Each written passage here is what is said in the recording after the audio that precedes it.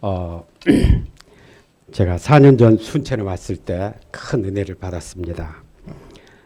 국가정원, 순천만의 갈대밭, 용산도 많이 생각납니다. 그때 제가 심장 수술을 하고 한 달, 두 달 지나서 왔을 때였는데 숨차지 않고 그렇게 많은 길을 걸을 수 있다는 게 굉장히 기뻤습니다. 그래서 이번 건강검진 겸 쉬러 온 참에 다시 순천에 오면 힘이 날 것 같아서 아브라함 목사님에게 함께 예배를 드리고 싶다고 부탁했습니다. 오라고 해서 감사합니다. 와보니 순천의 역사가 4년 전과는 아주 달라져 있었습니다. 큰 센터가 생기고 집사님이 제공하셨다고 그러대요. 장막이 생기고 싱싱하고 아름다운 학생양들이 생겼습니다. 순천 유배에 와서 하나님이 살아계시는 것을 다시 절감할 수 있었습니다. 그젯밤 5분의 소감을 들었습니다. 소감들이 모두 깊이가 있고 진실하고 고백적이어서 큰 은혜를 받았습니다.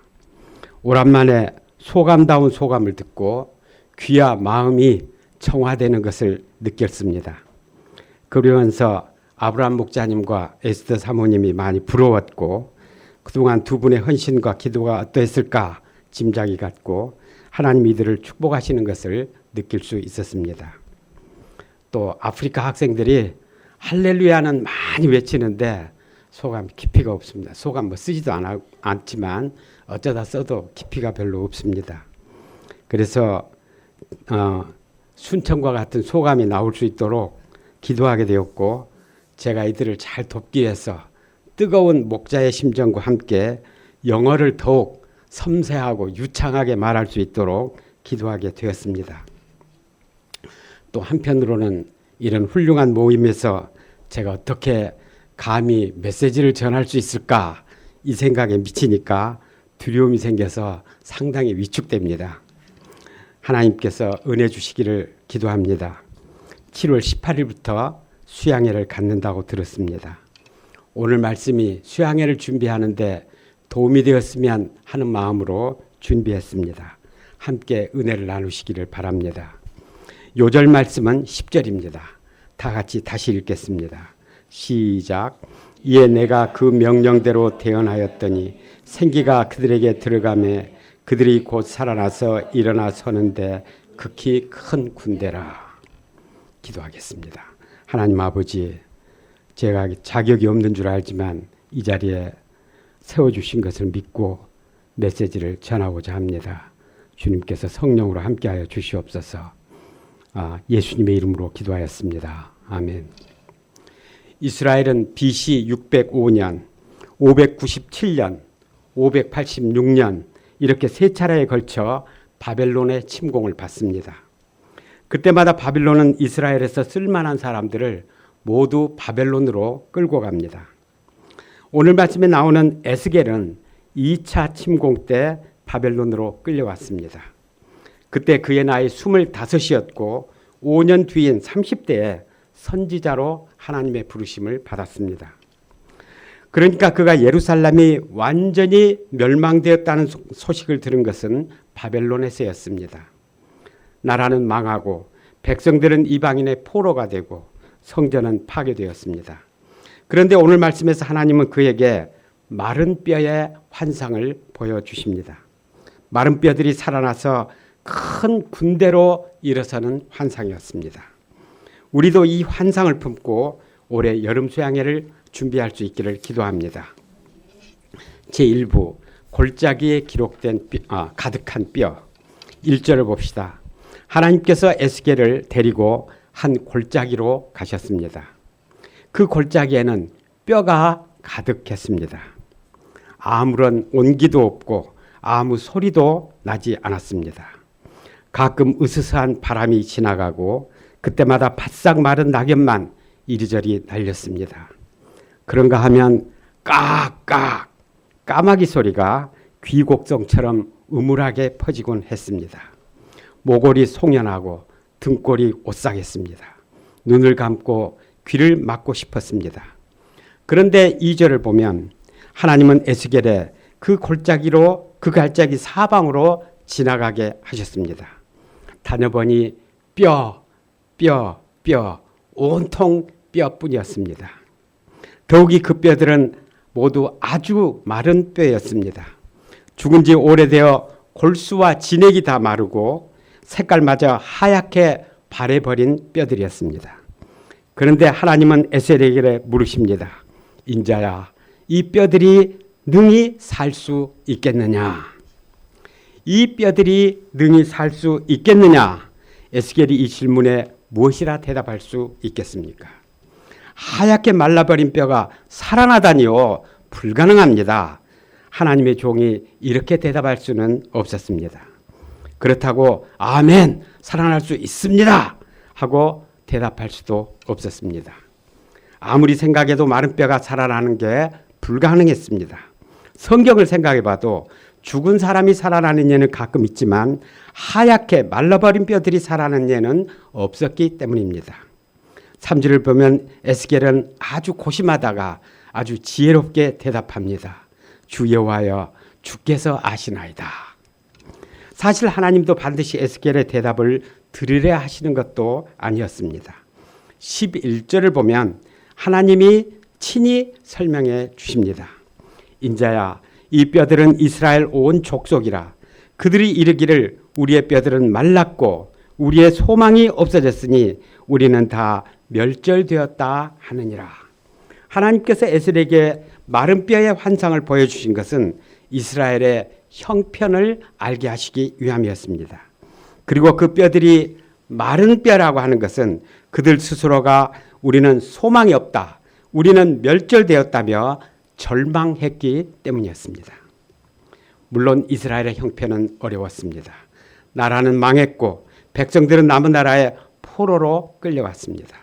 다시 돌아갈 희망도 보이지 않았습니다. 무엇보다도 그들의 자랑과 긍지였던 성전이 바벨론에 완전히 파괴되는 것을 보았습니다. 그런데 하나님께서 그들을 마른 뼈라고 말씀하시는 것은 그들이 조국이 망했다거나 하나님의 성전이 파괴되었기 때문이 아니었습니다. 그 때문에 그들이 우리의 희망이 없어졌다, 우리는 다 멸절되었다고 단정했기 때문이었습니다. 그 때문에 그들이 현실이 어렵다고 해서 절망해 버렸기 때문에 하나님이 그들을 마른 뼈라고 말씀하십니다. 나는 가난해서 높은 스펙을 쌓을 수가 없고 그래서 나는 장래가 암담하다고 생각하는 사람들이 있습니다. 나는 지방대학에 다니기 때문에, 저도 지방대학 나왔습니다. 지방대학에 다니기 때문에 어쩔 수가 없다고 생각하는 사람들이 있습니다. 이들이 마른 뼈입니다. 정형외과와 의사의 말에 의하면 부러진 뼈는 붙일 수 있지만 마른 뼈는 붙일 수 없다고 합니다. 또 뼈는 우리의 몸을 지탱하는 역할만 하는 게 아니라고 합니다. 뼈 속에는 골수가 있고 골수에서는 피의 주요 성분인 적혈구와 백혈구를 생산한다고 합니다. 현실이 부러지고 힘들어져도 희망이 있다면 그 사람은 죽은 사람이 아닙니다. 희망을 버리지 않으면 부러진 현실은 붙일 수 있고 힘든 형편은 고칠 수 있습니다. 그러나 희망이 없으면 그는 골수가 말아버린 마른 뼈입니다. 삶을 지탱할 수도 없고 중요한 생명의 요소인 피도 생산할 수 없습니다. 제가 섬기는 비치대학교는 남아공 전국에서 가장 우수한 학생들이 모여드는 학교입니다. 그런데 이들 중 부모가 학비를 대주는 학생들은 10%가 채 되지 않는다고 합니다. 50%는 정부에서 주는 대여 장학금으로 다니고 30-40%가 각종의 회사나 장학단체가 내놓는 장학금, 이것을 버저리라고 하는데 버저리로 공부합니다. 이 버저리에는 또 등록금만 내주는 경우, 여기에 식비를 대주는 경우, 거기에 숙소 비용까지 대주는 경우, 그 다음에 용돈까지 대주는 경우, 게다가 숙소만 해도 교내의 기숙사에 거하게 하는 경우가 있고 학교 밖에 새집 아파트를 이용하게 해주는 경우 등 혜택의 차이가 아주 다양합니다. 정부의 대여금이나 낮은 수준의 버저리를 받는 학생들 중에는 식비가 없어서 자선단체에서 베푸는 음식으로 끼니를 때우거나 굶고 다니는 학생들이 많습니다. 점심 먹는 학생들이 드뭅니다. 그런데 이러한 모든 대우가 학교 성적에 따라서 결정됩니다. 성적이 좋지 않으면 대우가 달라지는 것은 물론이고 버저리가 끊기면 학교를 그만두어야 되고 학교를 그만두면 장래는 암담합니다. 아르바이트 할 것도 없습니다. 기숙사에서 당장 기숙사에 나오면은 요하네스버그에는 머물 곳이 없으니 다 시골로 내려가야 합니다. 대부분의 학생들의 꿈은 학교를 졸업하고 취직하여 부모 친척들과 함께 오순도순 사는 것입니다. 그러나 취직이 참 어렵습니다. 일자리는 점점 줄어드는데 학생들의 수는 점점 늘어갑니다. 정부에서 국민들의 삶을 질을 개선한다면서 할 수 있는 대로 많은 학생들을 대여장학금을 줘서 대학에 들어놓고 복귀 때문입니다. 정부의 대여금이나 버저리도 한계가 있고 일자리도 한계가 있는데 학생들은 계속 늘어만 가니 자연히 경쟁이 치열해질 수밖에 없습니다. 거기에다가 이곳 학제에는 우리나라 대학과 다른 게 있습니다. 3년 동안 공부해서 얻을 수 있는 디그리 코스가 있고 1년 더 공부하는 오너스 코스가 있습니다. 사실 대학에 다녔다고 인정받으려면 오너스 코스까지 마쳐야 하고 두 과정 사이에는 취직하는 데 있어서나 봉급 수준에 있어서 아주 차이가 큽니다. 제가 학교에 무슨 그 주차증을 받으려고 서류를 내는데 거기에 오너스 코스가 있고 무슨 코스가 이렇게 있어서 뭐 나중에 알게 됐습니다. 아주 그 주차증 하나 내주는데도 차별이 심합니다. 그런데 이 오너스 코스에 들어갈 수 있는 학생은 디그리를 마친 학생의 10%밖에 되지 않습니다. 그러니까 경쟁은 더욱 치열해질 수밖에 없습니다. 학생들은 정말 열심히 공부합니다. 공부 안 하면 그냥 끝나니까 공부를 열심히 합니다. 동시에 스트레스도 엄청납니다. 시험 볼 때 한 과목에서만 실패해도 죽을 것 같은 공포감에 휩싸입니다. 이러한 스트레스와 생활고와 암담한 장래로 학교 건물 높은 데 올라가 몸을 던져버리는 학생들이 해마다 늘어갑니다. 얼마 전에는 도서관에서 자리다툼 벌이다가 한 학생이 가방에서 칼을 꺼내 다른 학생의 얼굴을 그어버리는 끔찍한 일이 벌어지기도 했습니다. 버저리를 받는 학생들은 아주 우수한 학생들입니다.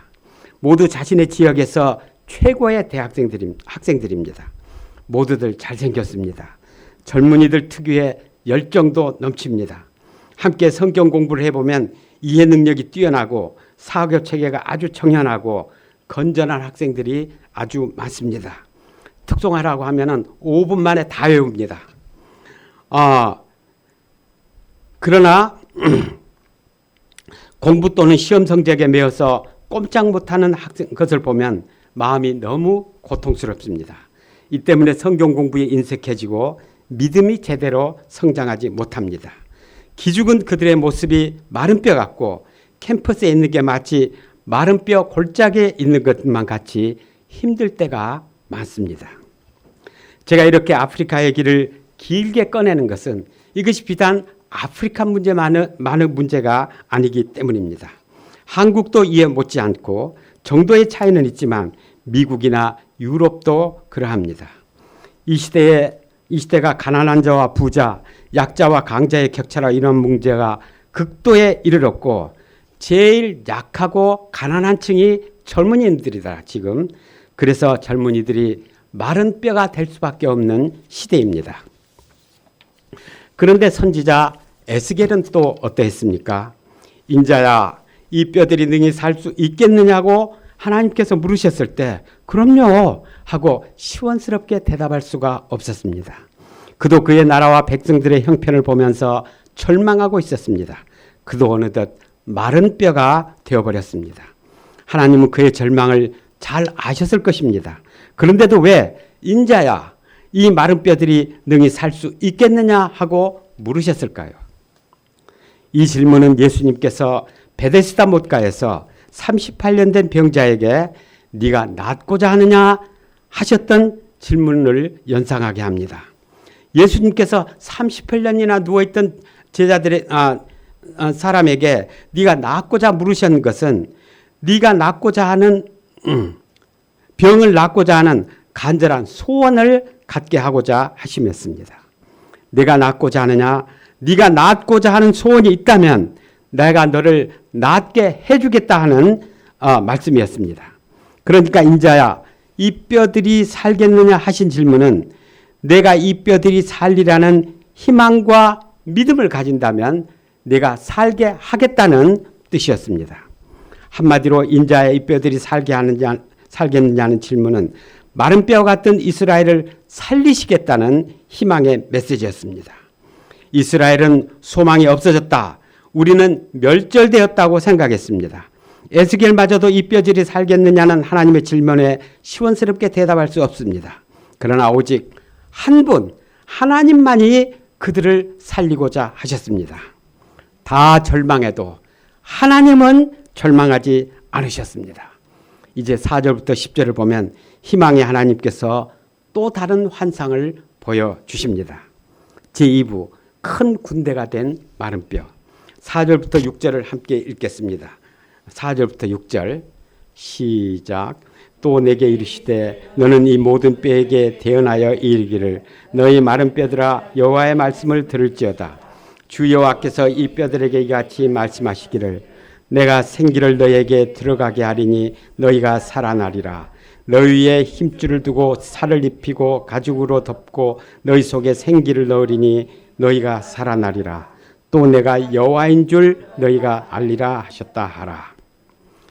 에스겔이 이 말씀에 순종했을 때 놀라운 일이 일어났습니다. 7절 봅시다.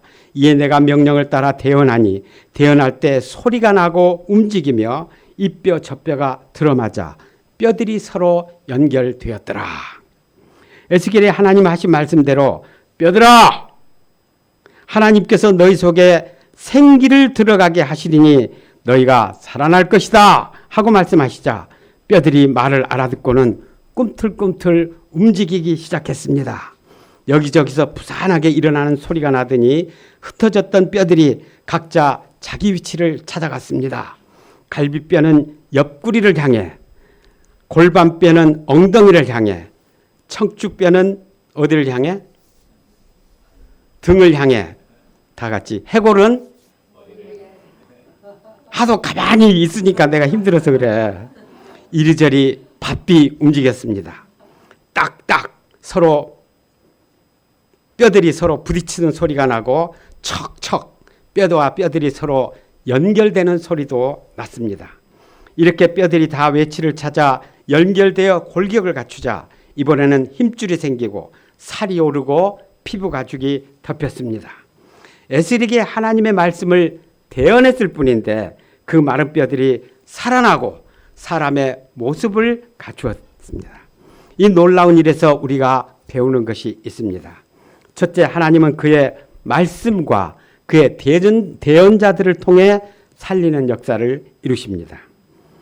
하나님께서 태초에 천지를 창조하실 때 빛이 있으라 하고 명령하시니 빛이 있었습니다. 하나님이 그 골짜기에서도 뼈들아 살아나라 하고 말씀하시면 뼈들이 살아났을 것입니다. 그러나 하나님이 창조 이후로는 당신이 직접 말씀하시거나 직접 일하지 않으셨습니다. 4절을 보면 하나님은 에스겔에게 너는 이 모든 뼈에게 대언하라고 말씀하십니다. 하나님이 마른 뼈가 된 이스라엘을 살리시기 위해서 그의 종에게 말씀을 주시고 그 말씀을 대언하라고 명령하십니다. 이것이 하나님께서 일하시는 방법입니다. 이스라엘이 멸망하고 마른 뼈가 된 근본 원인도 그들이 하나님의 말씀을 대언하는 선지자들을 비웃고 욕함으로써 하나님의 말씀을 버렸기 때문입니다. 역대하 36장 15절과 16절을 읽어드리겠습니다. 그 조상들의 하나님 여호와께서 그의 백성과 그 거하시는 것을 아끼사 부지런히 그의 사신들을 그의 백성에게 보내어 이르셨으나 그의 백성이 하나님의 사신들을 비웃고 그 말씀을 멸시하며 그의 선지자를 욕하여 여호와의 진노를 그의 백성에게 미치게 하여 회복할 수 없게 되었으므로 그들은 하나님의 말씀을 대언하는 사자들을 멸시함으로써 멸망당했고 마른 뼈가 되었습니다. 이들을 살리기 위해 하나님은 다시 이스라엘에 가염 그의 말씀을 대언하게 하십니다. 하나님의 말씀에는 능력이 있습니다. 살았고 운동력이 있습니다. 좌우의 날쌘 어떤 것보다도 예리합니다. 그 능력이 혼과 영뿐만 아니라 관절과 골수에까지 미칩니다. 아주 말라서 하얗게 된 뼈도 살릴 수 있습니다. 하나님은 그의 종들에게 이 능력의 말씀을 주셔서 살리는 역사를 이루십니다. 17세기 유럽의 30년 전쟁이 끝난 후 독일 교회는 타성에 젖어 마른 뼈같이 되었습니다. 이때 하나님은 스페너, 프랑케, 진젠돌프와 같은 종들에게 말씀을 대언하게 하여 독일 영혼들을 살리셨습니다. 18세기에는 미국이 개척 초기에 청교도 정신을 잃어버리고 마른 뼈가 되었습니다. 그때 하나님은 조지 위트필드, 조나단 에드워즈와 같은 말씀의 종들에게 그의 말씀을 대언하게 함으로써 미국 영혼들을 살리셨습니다. 그리고 그들이 온 세계 선교사로 나감으로써 그들을 통해 세계 문 영혼들을 살리셨습니다. 19세기에는 유럽이 진화론, 고등비평 등의 인본주의적 사상과 신학에 빠졌을 때 영국의 스펄전과 같은 위대한 말씀의 대언자들을 통해 영국 교회가 유럽의 예루살렘 역할을 하게 하셨습니다. 우리 모임도 231 선교사님과 같은 말씀을 충성스럽게 대언하는 이로 말미암아 마른 뼈와 같은 대학생들이 여기저기서 살아나 목자가 되고 선교사로 나갔습니다. 이렇게 볼 때 말씀의 대언자가 얼마나 중요합니까? 우리가 권세 있고 충성스러운 말씀의 대언자가 되어야 된다는 자각을 새롭게 할 수 있기를 기도드립니다. 우리 교회가 위대한 대언자들을 배출하는 모임이 될 수 있기를 기도합니다. 둘째, 기도가 결정적으로 중요합니다. 8절을 봅시다. 내가 또 보니 그의 뼈에 힘줄이 생기고 살이 오르며 그 위에 가죽이 덮이나 그 속에 생기는 없더라. 마른 뼈들이 살아나서 골격을 갖추고 힘줄이 생기고 살이 오르고 피부가 덮였습니다. 그러나 그 속에 생기가 없었습니다. 얼굴은 창백하기만 했고 눈은 뚫려 있을 뿐 총기가 없었습니다. 손발이 있었지만 축 처져 있었습니다. 다리가 있었지만 뻣뻣했습니다. 그들은 사람의 모양만 갖출 뿐 사람이 아니었습니다. 모양은 살았으나 실은 죽은 자들이었습니다. 그저 마네킹이나 좀비와 같은 자들이었습니다. 그런데 9절을 보면 하나님은 에스겔에 다시 명령하십니다. 인자야, 너는 생기를 향하여 대언하라. 생기에게 대언하여 이르기를 주 여호와께서 이같이 말씀하시기를 생기야, 사방에서부터 와서 이 죽음을 당한 자에게 불어서 살아나게 하셨다 하라. 이 말씀에서 생기라는 말은 좀 어려운 말씀입니다. 제가 신학 공부할 때 교수님 조직신학에서 이런 걸 공부하는데 조직신학 교수가 4명이 바뀌었습니다. 그때마다 이 생기가 뭔가 영혼이 뭔가 이 물어봤는데 교수님 4분이 말이 다 다르고 확실하게 얘기를 잘 못하시더라고. 그것이 모른다고 하는 게 맞는 거예요. 안다고 하는 분은 거짓말하지. 이 굉장히 어려운 말입니다. 그러나 이 시간에는 생기와 성령과 같은 뜻이다. 그렇게 이해했으면 좋겠습니다. 그런데 하나님의 앞에서는 마른 뼈들에게 대언하라고 했는데 이번에는 생기를 향하여 즉 성령 대언하라고 말씀하십니다. 자, 성령을 향하여 대언한다 말은 또 무슨 뜻일까요? 성령을 하래 우리가 성령에게 이래라 저래라 명령할 수는 없지요. 근데 성령을 향해 말한다는 것은 기도하라는 뜻이라고 봅니다. 에스겔에게는 순종했습니다. 하나님이 주신 기도 제목대로 성령이시여 사방으로부터 와서 이 죽음을 당한 사람들에게 불어서 살아나게 하소서, 성령이여 역사하소서 하고 기도했습니다. 그런데 10절을 봅시다. 이에 내가 그 명령대로 대언하였더니 생기가 그들에게 들어가매 그들이 곧 살아 일어서는데 지극히 큰 군대라. 에스겔의 기도를 듣고 생기 즉 성령이 그들에게 들어가자 축 처져서 누워있던 그들이 일어났습니다. 창백한 얼굴에 생기가 돌고 쾌행하던 눈에 반짝거렸습니다. 손과 발은 부드러워졌을 뿐만 아니라 힘이 넘쳤습니다. 그것을 보는 에스겔의 감격이 어떠했겠습니까? 에스겔은 처음 마른 뼈들이 여기저기서 일어나 골격을 이루며 살아나는 것을 보고 아이고 살았다 하고 기뻐했을 것입니다. 그런데 살았으나 생기가 없어서 축 처지거나 뻣뻣해서 죽은 자들과 방불한 그들을 보면서 더욱 속이 타고 애가 탔을 것입니다. 자신의 한계를 내가 여기까지인가 하고 절실히 느꼈을 것입니다. 그런데 이제 그는 기도로 성령으로 기도함으로써 그 한계를 극복할 수 있다는 것을 깨닫고 큰 힘을 얻었을 것입니다. 여기서 우리는 말씀을 대언하는 것만으로는 사람을 온전히 살릴 수 없다는 것을 깨닫게 됩니다. 기도로 성령의 도우심을 받아야 된다는 것을 깨닫습니다. 예수님의 제자들은 예수님을 버리고 도망갔습니다. 예수님은 부활하신 후 갈릴리 바다까지 찾아가서 떡을 구워주면서 이들을 섬겼습니다. 또 40일 동안 성경을 집중적으로 가르치셨습니다. 예수님은 죽은 그들을 겨우 떡과 말씀으로 살려놓으셨습니다. 그러나 그들은 여전히 입을 해 벌리고 이스라엘 나라를 회복할 때가 이때이니까 하고 물었습니다.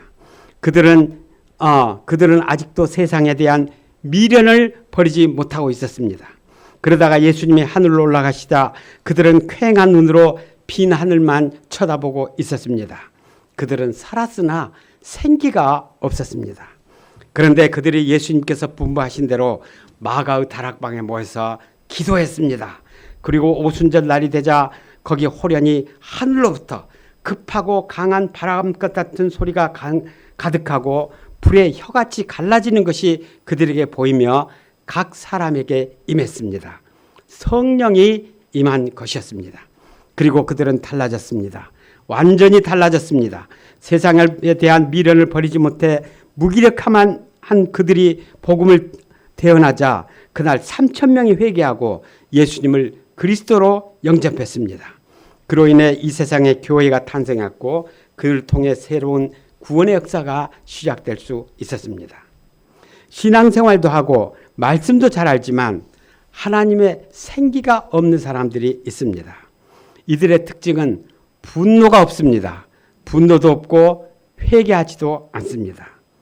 투쟁도 없고 성장도 없습니다.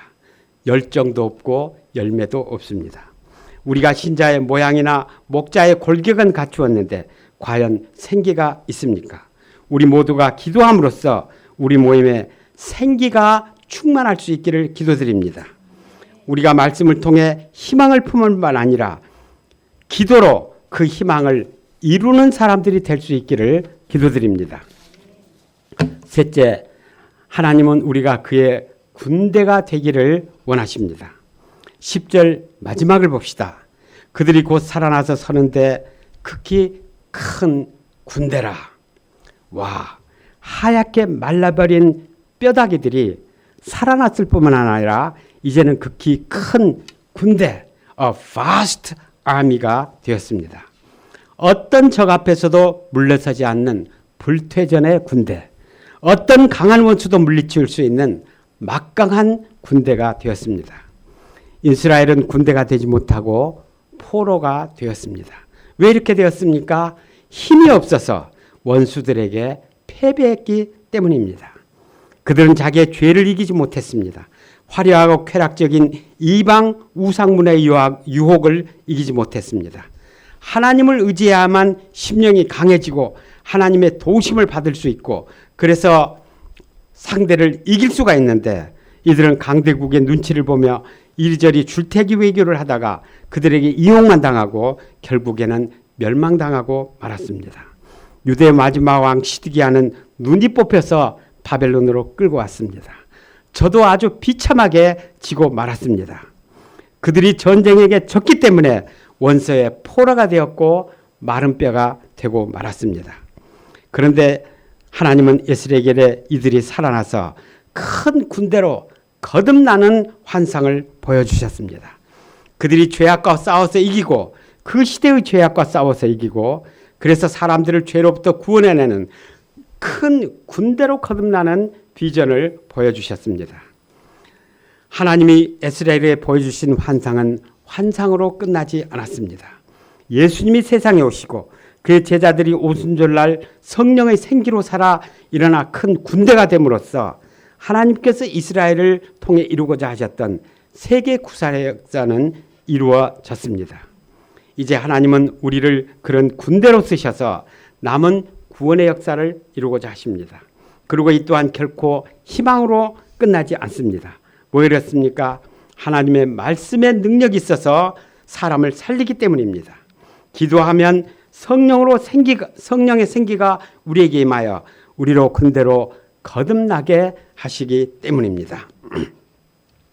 우리도 이 시간 이 비전을 봅니다. 우리 학생들이 지금은 겨우 자기 믿음을 지키는 것도 힘겨워하지만 그들이 일어나서 큰 군대가 될 것을 바라봅니다. 그리하여 그들이 대언하는 하나님의 말씀과 그들이 드리는 기도로 캠퍼스 양들이 살아나서 큰 군대가 되고 한국이 세계에 대하여 거룩한 백성이요 제사장 나라가 되는 환상을 봅니다. 그리고 온 세계의 젊은 대학생들이 살아나 큰 군대가 되고 그들이 이 세계를 구원하는 환상을 봅니다. 맺는 말, 하나님의 희망. 우리가 그 골짜기에서 마른 뼈들을 흩어져 있는 마른 뼈들을 보았다면 어땠을까요?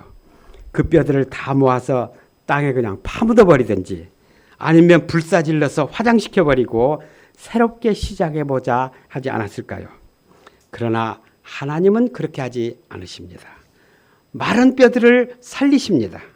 그리고 그들을 살리고 생기를 불어넣어 막강한 군대가 되게 하십니다. 패배에서 포로가 된 이스라엘 백성들을 다시 승리하도록 도우십니다. 12절을 보면 하나님은 이스라엘 백성들을 이스라엘 땅에 다시 들어가겠다고 약속하십니다. 또 14절을 보면 하나님의 영을 그들 속에 두어 그들을 살게 하고 하나님께서 약속하신 것을 지키게 하시겠다고 약속하십니다. 이스라엘은 하나님과 그의 말씀을 버렸고 하나님의 선지자들을 멸시했습니다. 그러나 하나님은 결코 이스라엘을 버리거나 멸시하지 않으셨습니다. 이스라엘은 우리의 소망이 없어졌으니 우리는 다 멸절됐다고 말했지만 하나님은 그들에게 두신 희망, 그들에게 두신 세계 구원 역사가 큰 군대가 되리라는 희망을 한 번도 버리지 않으셨습니다. 그들이 하얗게 바래버린 마른 뼈가 되었을지라도 그들에게 두신 희망을 버리지 않으셨습니다. 마른 뼈 같은 12제자들을 끝까지 도우셔서 세계를 구원하신 예수님이 바로 그 하나님이십니다. 제가 아프리카에서 양들이 좀 말랐다고 해서 양들을 멸시하고 너무 쉽게 그들을 버린 것을 생각하니 마음이 아픕니다. 제가 목자가 아니라 마른 뼈다귀였다는 것을 깨닫습니다. 마른 뼈다귀가 된 이스라엘을 버리지 않고 살리시며 패배에서 포로가 된 이스라엘을 큰 군대로서 승리하게 하신 하나님을 생각하니 저는 얼굴을 들 수 없습니다. 그러나 이 시간 희망의 하나님을 붙듭니다. 희망의 하나님께서 마른 뼈와 같은 저를 살려주시기를 기도드립니다. 제가 더욱 힘써 하나님의 말씀을 대언하여 형제들로 사람의 모양을 갖추게 할 뿐만 아니라 그들에게 생기를 불어넣는 기도의 종이 되게 해주시기를 기도드립니다. 이번 순천과 진주와 광주 3부 여름 수양회를 통해 모두가 한마디 희망의 말씀을 영접하고 살아나기를 기도합니다. 우리 모두가 하나님이 캠퍼스의 마른 뼈를 살리라는 믿음을 갖게 해주시기를 기도드립니다. 기도로 그들에게 생기를 불어넣어서 하나님의 큰 군대로 거듭날 수 있기를 기도드립니다. 아멘. 하나님 아버지, 마른 뼈가 된 저를 파묻어 버리거나 불질러 버리지 아니하시고 참고 기다리셔서 말씀을 태어나게 하신 하나님 은혜를 감사합니다. 이 종이 하나님의 은혜를 잘 감당할 수 있도록 도와주시고 아프리카 양들과 또 많은 양들을 힘써 세울 수 있도록 도와주시옵소서. 순천 UBF에 하나님의 희망이 충만하게 하시고 하나님의 생기가 충만하게 하여 주시옵소서. 예수님의 이름으로 기도하였습니다. 아멘.